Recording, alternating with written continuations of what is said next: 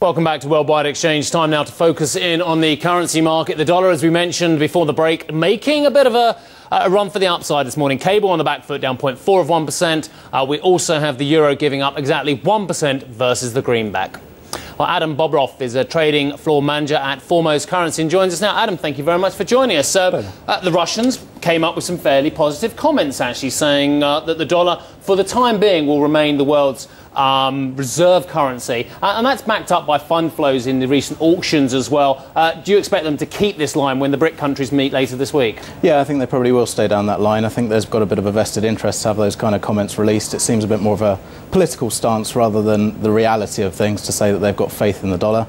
As the IMF chairman has said, they're looking at exit strategies now, but first they've got to exit the crisis, which they're not there yet. Yeah, I mean, in terms of where we go next on the greenback, the flows into US products remain enormous from foreign investors. Really good demand for the 30-year paper last week in this huge bout of auctions that we're seeing. But that's one of the big concerns, surely. There's trillions of dollars still to be raised in the US. Yeah, absolutely. We saw, obviously, bond yields come up in value, which is putting a bit of pressure on there as well. And therefore now the Fed are going to be in between a rock and a hard place as to where they make their next move, as to whether they're now looking for that exit strategy or not, whether inflation's now going to be a key concern. Personally, I think that the dollar inflows we've had recently are probably overvalued, and I think that they'll probably back off over the coming weeks anyway. Give me an idea of that, Adam, because it seems like there was some short covering maybe in there. We always get tied up in, short-term moves and long-term trends here. Yeah, absolutely. I think the short-term move, obviously, we had last week, a big recovery back down for cable, down below the 160 marker, a bit of profit-taking there, of course. And as I think we've said before, the trend for the dollar, really, we're still looking for that 170 marker. As I say, I think that dollar's got a fair old way to back off over the coming weeks anyway. Adam, this is Christine. I just want to say I like your jacket, by the way. Thank you. Well, moving on. Outlook for commodity currencies, given the price and the fall in oil that we've seen.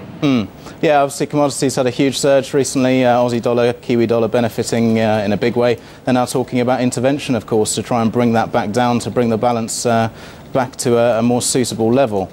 For the short term, though, realistically, I think commodities will continue to see that surge, and Aussie dollar and Kiwi dollar is looking to be the one to favour at the moment.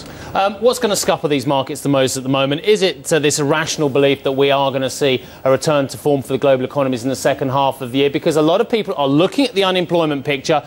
We're hovering around 9–10% in the United States as well, and saying that could produce a second kick for these markets to the downside. It could produce another real concern, because demand will not be there while unemployment is picking up. Yeah, absolutely. I mean, there's a lot of talk about, obviously, green shoots at the moment. Seems to be the flavour of the month at the moment. I think that really it's got a long way to go still, a long way to run. And realistically, the main concern to my mind would be all this money that's been pumped into this economy, all these bonds that are being dealt out, of course, it's not free money, as we said right from the start. It's got to be paid back.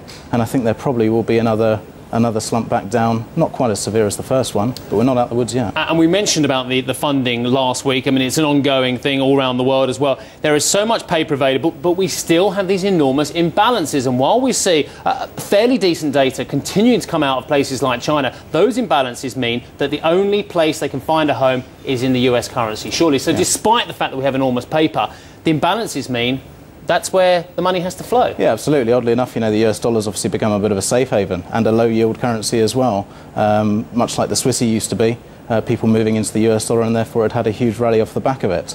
But as I say, I don't think that that's going to be the sustained effect, especially as the market does show some signs of recovery. Then really we're looking for people moving to commodities or hedging their risk in sterling or whatever it may be. And just a quick word on geopolitical risk as well. We've had the Iranian elections. Any thoughts on how that could affect the broader markets? Yeah, I mean, obviously, may well see a bit more effect on the price of oil. We've already seen a move this morning, and that could well have a knock-on effect, of course, on the US. As someone was saying earlier, I know that the price at the pump, of course, in the US, up above $3 now. Of course, that will impact cable. I feel so sorry for them. I don't know what we're paying. Somewhere around about $7 or $8, I think. Adam, very nice to see you today. Adam Bobroff, trading floor manager at Foremost Currency. Right, let's move on. Christine.